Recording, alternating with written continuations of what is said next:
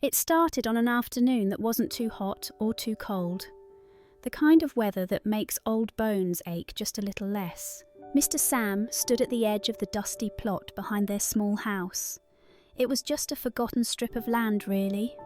A patch of dry dirt full of weeds, an old brick wall on one side, the back of a busy street on the other. People passed it every day and never saw it. He rubbed his palm across his lower back and exhaled. He knew Mrs. Mary was behind him before she said anything. He could always feel her, like a steady warmth on his shoulder. "You're back again?" she asked softly. He didn't turn right away.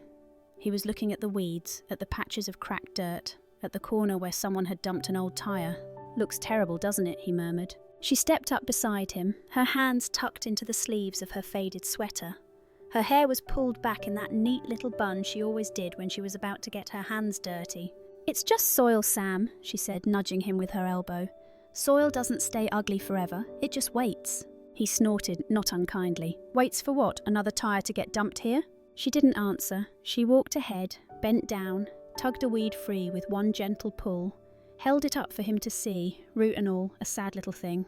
"Waits for someone stubborn enough to love it anyway," she said, smiling that half smile that always got him into things. He looked at her, at the lines on her face, the hands already dark with soil. They had no children. No one would come visit this yard but them. People already called them foolish, old and foolish enough to waste time on flowers no one asked for. But her eyes sparkled, just a little, in that patch of afternoon sun that broke through the bricks. "Mary!" He sighed, not quite exasperated, not quite giving in. "You want to turn this place into what? A park in the middle of this noisy street?" She laughed, a soft, short laugh that made him want to believe her. "No need for a park, just a spot where anyone passing by can take home a bit of beauty, that's all." He shook his head, but his mouth twitched at the corners. "As long as someone has something to carry home," he echoed, half mocking, half melting. She pressed the weed into his hand like she was handing him a secret. "Try planting something, Sam," she whispered. "We won't live longer than the flowers, you know." He looked down at the weed, then at the patch of stubborn, ugly soil. And maybe, just maybe, in that moment, he saw not dirt, but 100 small buds waiting for someone to notice them first. It didn't happen overnight. The first seeds went into the ground with more hope than sense.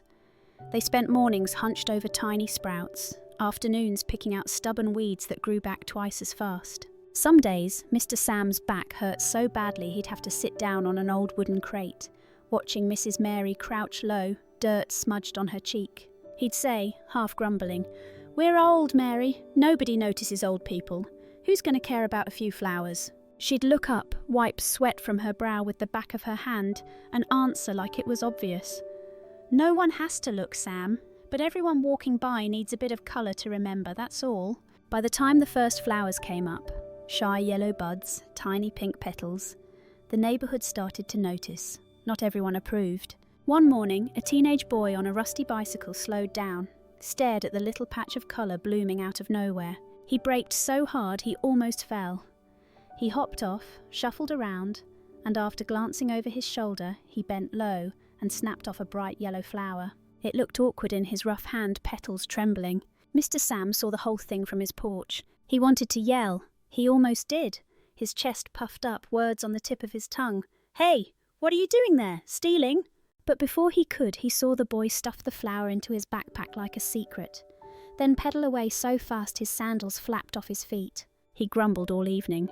"Kids these days, picking flowers without asking, don't leave anything behind." Mrs. Mary just laughed that quiet laugh of hers. "At least he took it," she said, washing the dirt off her hands. "Maybe he'll give it to someone. Maybe it'll make someone smile." He muttered, "What if they don't appreciate it?" She looked at him, eyes soft but sure. "Sam, if someone needs to hide a tiny flower that bad, then that flower already did its best job." Days turned into weeks. Soon it wasn't just the boy on the bike. A mother tugging her daughter home from the market would pause, the little girl's eyes bright, hand reaching for a purple bloom.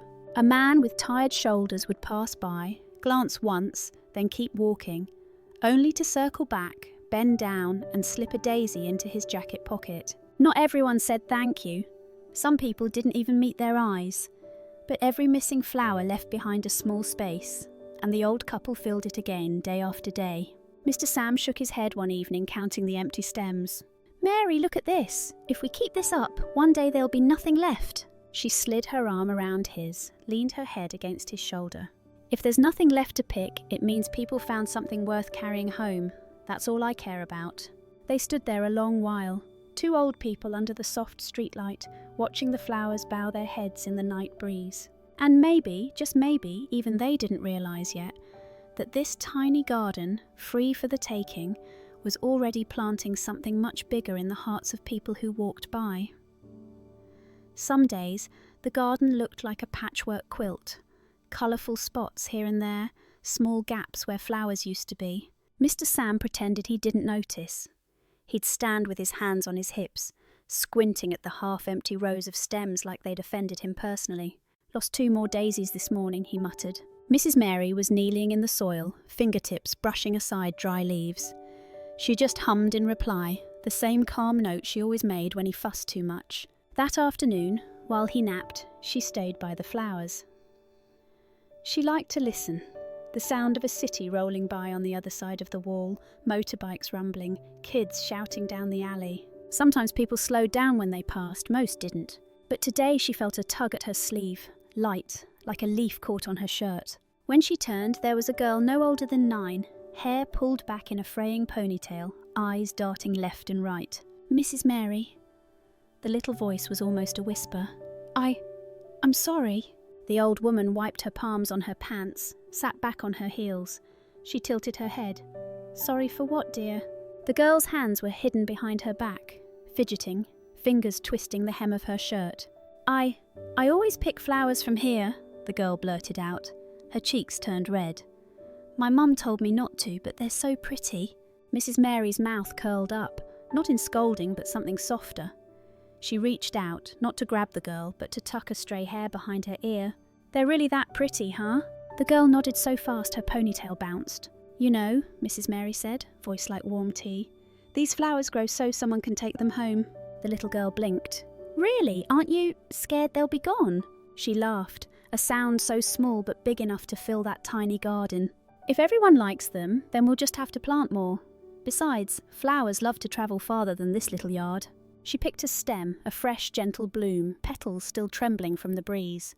"Next time," she said, pressing the flower into the girl's small hands, "just pick one properly, and promise me you'll put it in water so it can stand tall. Don't hide it in your bag.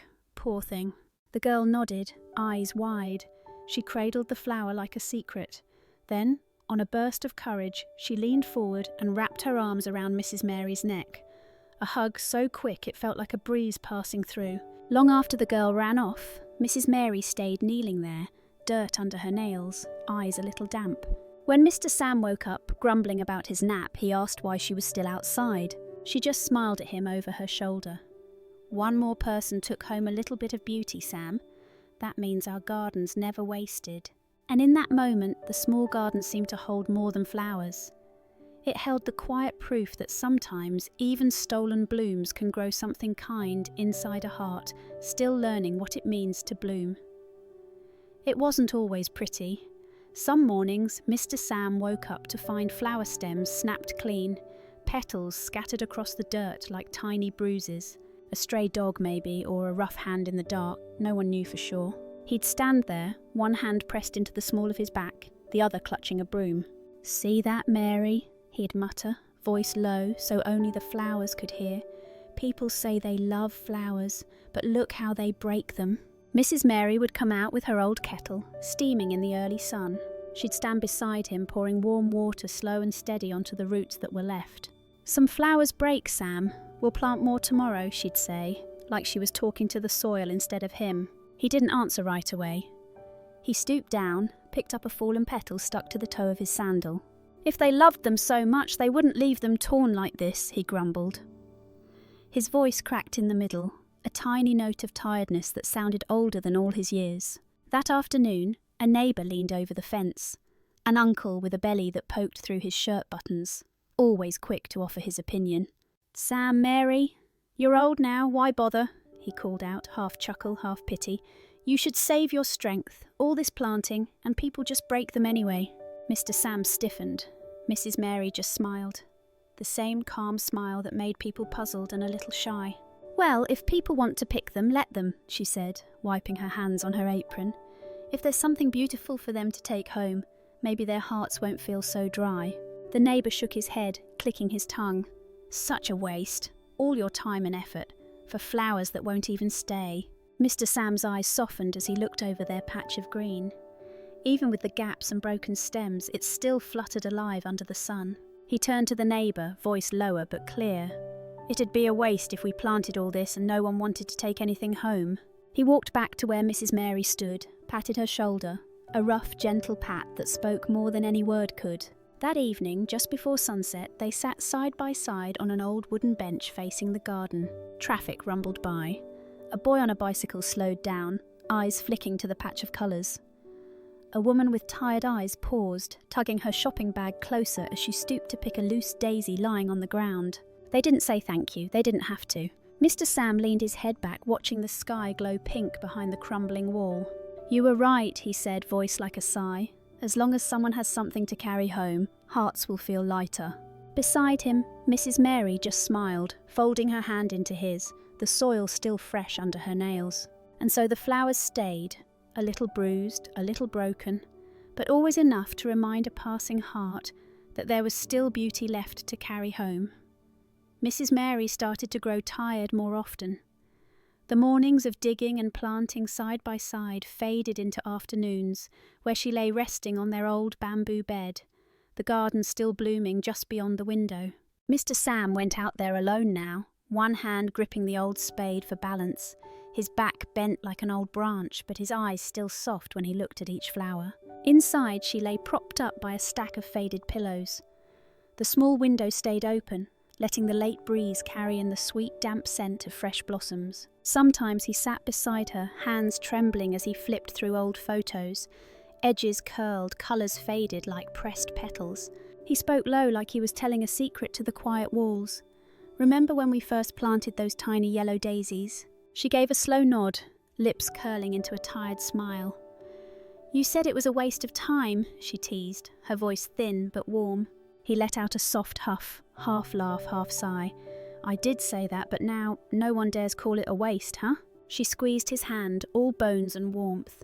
"Sam, after I'm gone, who will keep our garden blooming?" He didn't answer right away.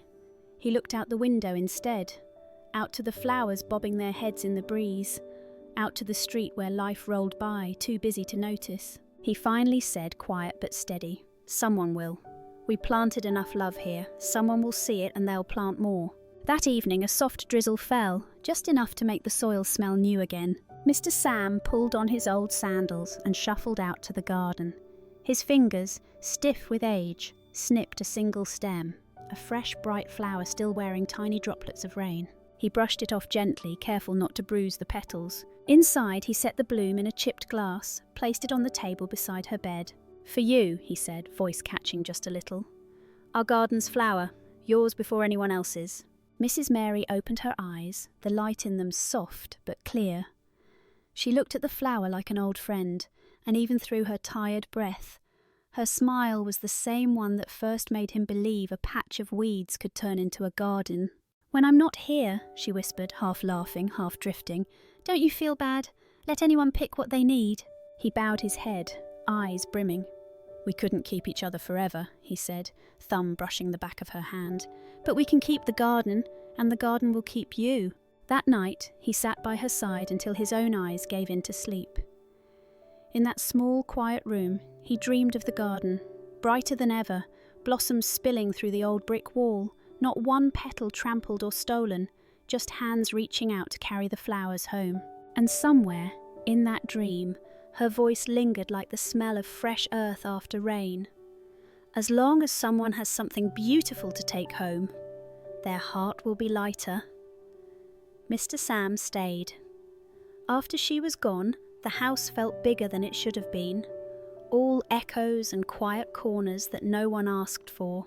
But the garden stayed too, a patch of colour clinging to the crumbling wall, petals nodding in the breeze like they didn't know how to stop blooming. Every morning he'd push himself up, one hand braced on the doorframe, the other gripping the handle of that old watering can Mrs. Mary used to carry. He'd shuffle along the flower beds, stooping slow to check each stem. Sometimes he'd talk to the flowers like they were little kids who needed reminding. Grow slow, you hear me, so folks walking by still see you.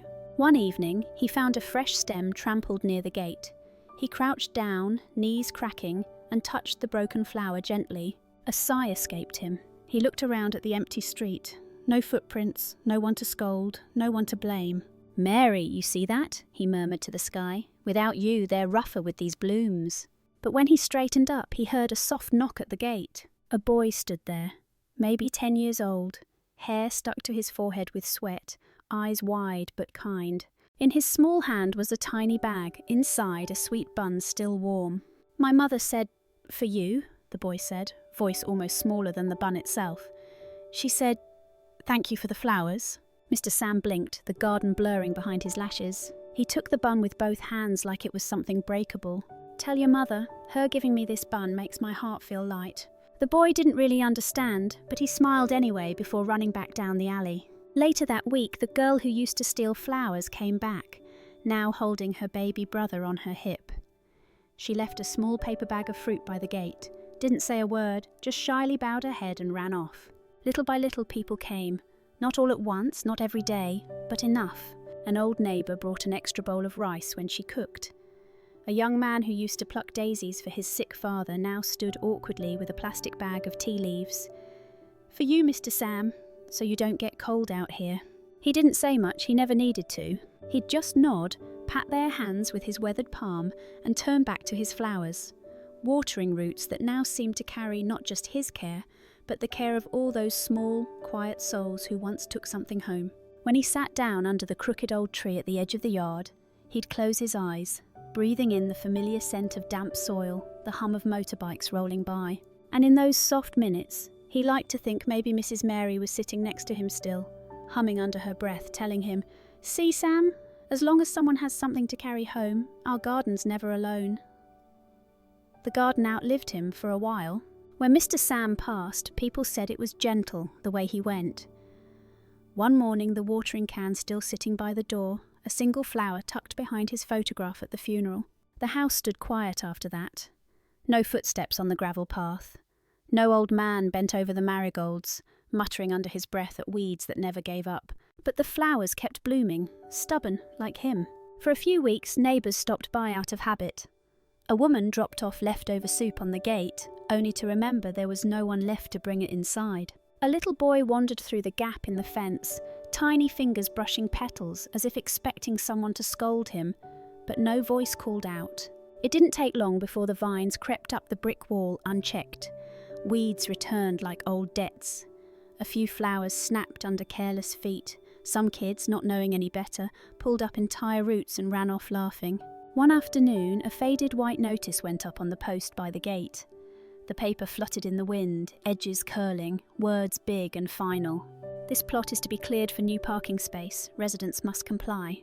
It was a boy from the neighbourhood, now grown, who saw it first. He stopped his bike, reading the sign twice, fingers tapping the handlebars like they didn't know what to do. He looked at the garden, overgrown, messy, but still breathing in patches of yellow and purple that dared to live. That evening he knocked on his mother's door. "Mum, remember the flowers Mr. Sam and Mrs. Mary used to let me take for Dad's bedside?" His mother looked up from her pot of stew, eyes softening. "Of course, you always forgot to say thank you." He sat down heavy on the kitchen chair, the notice crumpled in his fist. "They're tearing it down, turning it into a parking lot." She stirred the pot slowly, her spoon tapping the side of the pan. "People will forget," she said, but her voice cracked at the edges. "Not everyone remembers small kindness." He shook his head, eyes wet but burning. "Then we remind them." Outside, rain began to patter on the roof. A gentle tapping that made the boy feel 12 again, standing barefoot under a leaking awning, a single daisy hidden behind his back. And somewhere deep down he hoped the old couple, wherever they rested, were listening. Because some gardens don't disappear just because the hands that tended them are gone. The boy didn't sleep much that night. The paper notice sat on his kitchen table like a ghost, words bold and cold. To be cleared for parking. He thought about the first daisy he'd ever picked. How his father, sick and pale, had smiled when he placed it in a chipped mug beside the bed. He wondered how many other people had their own small memory of this garden, tucked away, half forgotten, like a pressed flower between old book pages. By morning, he wasn't the only one thinking about it. Word spread, quiet at first, like roots moving underground. A market vendor told the man who bought her vegetables. The man told the woman who always walked her dog past the wall. One story turned into 2, then 10, then dozens. They met by the fence at dusk. A small, mismatched group of old neighbours, young couples, kids who barely remembered the couple who used to wave at them. A young woman stepped forward, hair pulled back in a loose bun. She held a single wildflower in her hand. White petals, fragile at the edges. She cleared her throat, voice shaking. "When I was 16, I picked a flower here. I didn't ask. Just broke the stem and ran." She smiled a little at the memory. "It was for my boyfriend. He proposed with that flower in his pocket. Now he's my husband." A ripple of laughter, soft but real, moved through the small crowd. An older man, sleeves rolled up, grease still under his nails, stepped up next. "My father was dying. I'd pass by this wall every day, pick a daisy for his nightstand. Never said thank you." His eyes glistened as he ran a thumb over the fence's chipped paint. "I thought flowers were free. I didn't know they came from people who planted them for nothing in return." A small voice piped up near the back. A girl, barely taller than the fence, clutching her mother's hand. She held out a wrinkled photo, a black and white shot of Mrs. Mary kneeling in the dirt, handing a bloom to a shy little girl. "My grandma," the mother explained, her voice catching. "She used to bring me here. She said, 'Even if you have nothing, you can always give something beautiful away.'" One by one, more stories tumbled out, tiny moments that seemed so small then, but suddenly felt big enough to stand up against bulldozers and concrete. A man pulled out his phone, tapping a message into the neighbourhood group. "Come tomorrow. Bring your story. Bring a flower if you can." The boy looked around at the faces under the streetlight. Tired eyes, work-worn hands, arms crossed tight but hearts cracked open. And as they stood there, the garden behind the fence seemed to breathe a little deeper, colours trembling in the night breeze. Because even though the hands that once planted these flowers, Mr. Sam and Mrs. Mary were gone, the seeds they left behind were blooming in the memories of everyone who had ever carried a piece of that garden home. By sunrise the next day, the notice still flapped on the fence, white paper against the old bricks, like a threat that wouldn't shut up. But now, under that same wall, there were people, not just 1 or 2, but dozens. Some came with hands empty except for memories. Others came with flowers. Wild daisies picked by the roadside, cheap roses from the corner shop, even a single marigold wrapped in a paper napkin. It looked like the garden had spilled onto the sidewalk, a patchwork of petals carried by people who didn't want this little patch of kindness to vanish. The boy from the night before stood near the gate, holding a clipboard. His fingers trembled as he flipped through the pages already filling with names. A woman tapped his shoulder, the same one who'd once stolen a flower for a proposal. She tucked a tiny blossom behind his ear, laughing through a catch in her throat. "For luck," she said. Near the wall, a little girl perched on her father's shoulders. She held out a crayon drawing, a clumsy mess of colours, but you could tell it was the garden, the wall, the flowers, a man and woman holding hands beside it. "Who are they?" her father asked gently, pointing to the figures. The girl thought for a second, eyes scrunched. "The flower grandparents," she said, like it was the most obvious thing in the world. Her father's eyes stung as he kissed her forehead. "Yeah, that's who they were, Mr. Sam and Mrs. Mary." At the back of the crowd, an older neighbour, one who'd once mocked Mr. Sam for being too soft, stood with a single hibiscus tucked into his shirt pocket. He didn't say much. He just placed a shaky hand on the boy's shoulder. "You're Mr. Sam," he murmured, voice rough with something close to regret. "He gave more than flowers. He gave us somewhere gentle." People who never talked to each other before traded stories like secrets. They signed the petition. They added notes in the margins. Tiny confessions, half apologies for every flower they'd once picked without saying thank you. Someone hung a cardboard sign on the gate, scrawled in bold, uneven letters, "Keep this garden alive." Underneath, someone else added, "A flower for a memory for a home." By dusk, the pile of flowers by the fence was bigger than the patch still blooming inside. Petals scattered like soft confetti on the sidewalk. a trail of colour so bright no one could pretend not to see it anymore. As the last rays of sun hit the crumbling wall, the boy closed his eyes and felt the hum of the crowd around him. All these people bound together by a place they'd once thought was too small to matter. And maybe, just maybe, that's what Mr. Sam and Mrs. Mary had meant all along. A garden doesn't belong to the one who plants it. It belongs to every heart that dares to carry a piece of it home. It didn't happen overnight. Nothing good ever does. But word spread. The petition, the stories, the photos of old hands passing flowers to shy children, and people who had never cared before found themselves stopping by the wall just to look. A city official came to inspect the place. He stood there in his crisp shirt and shiny shoes, arms crossed, eyes darting over the messy flower beds, the peeling paint, the little sign taped to the gate. The boy who once carried daisies to his father stepped forward, clipboard tucked under his arm. He swallowed hard before speaking. "Sir, this isn't just dirt, or a shortcut for parking. It's the only place some of us learnt to give something away for nothing." Behind him a low murmur of agreement, neighbours nodding, kids clutching small bouquets like promises. A pause longer than any of them wanted. Then the official, who hadn't planned on saying much, turned to see a little girl pressed against her mother's leg, holding up her crayon drawing. He took it, studied the shaky lines, flowers, the wall, two tiny figures holding hands. "Who's this?" he asked her, voice surprisingly gentle. She peeped out from behind her mother's skirt. "The flower grandparents," she whispered. And in that simple truth, something shifted. A month later, the sign on the gate changed. No more cold notice about bulldozers, no more talk of paving it all over. A new wooden plaque carved by a local craftsman, nailed to the old bricks where wild vines curled around its edges. The Garden of Goodness. They didn't fence it, didn't charge for flowers, didn't even build a gate strong enough to keep anyone out. Instead, they put up a little box of seeds by the entrance with a sign that said, "If you take a bloom, plant a new one in its place." Now children run barefoot between rows of marigolds and daisies. Old folks bring benches from their porches to sit under the crooked tree. Sometimes strangers pass by, pluck a flower for a wedding, a grave, or just a lonely kitchen table, and no one stops them. Because the rule is simple. If you take something beautiful home, you leave a promise behind that someone else will find beauty too. And on quiet mornings, when dew clings to every leaf and the street is still sleepy, some swear they see two figures, a bent old man and a woman with dirt under her nails, walking hand in hand through the garden. Not guarding it, just watching it grow. Mr. Sam and Mrs. Mary. Always there, in every bloom someone dares to carry home. In the end, what did Mr. Sam and Mrs. Mary really plant? It wasn't just daisies and marigolds. It was a place where kindness could sit on a broken brick wall and wait for anyone who needed it.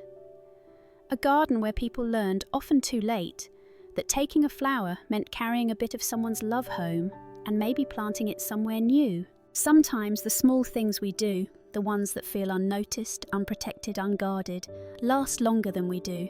They find their way into stories, photos, and the quiet ways we teach our children to share what's beautiful. The lesson is simple. Give something away, even if it feels small. Leave the gate open. Trust that one day, someone will stand up for the good you left behind, just like they did for Mr. Sam and Mrs. Mary's garden. Because kindness, once planted, doesn't die. It grows roots in places we can't always see. Thank you for choosing to spend your time with this story. If you felt something from it, I hope you'll stay with me for the next ones too. Don't forget to like, share, and subscribe if you'd like to keep these gentle stories alive. See you again in the next video. And until then, may a little kindness always find its way back to you.